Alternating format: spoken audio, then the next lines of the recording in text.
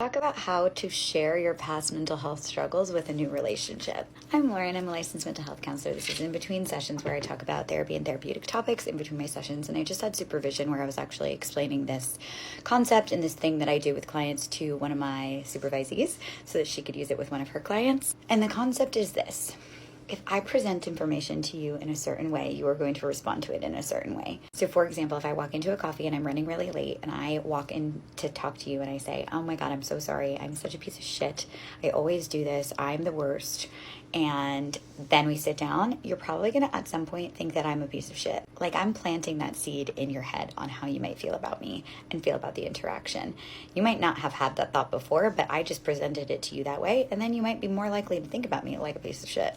But if I walk in and I say, thank you so much for being patient. I'm so sorry. I had a crazy morning and I really appreciate you not being upset with me for being late. Like sometimes these things just happen. You might have way more empathy for me.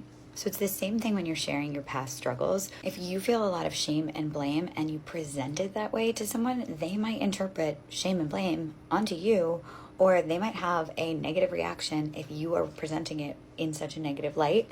But if you present it from a place of personal growth and resiliency and with a lack of apology and with a lack of shame and blame for yourself and for the things that you've gone through, your person who's across from you probably is going to think of you the way that you're presenting yourself.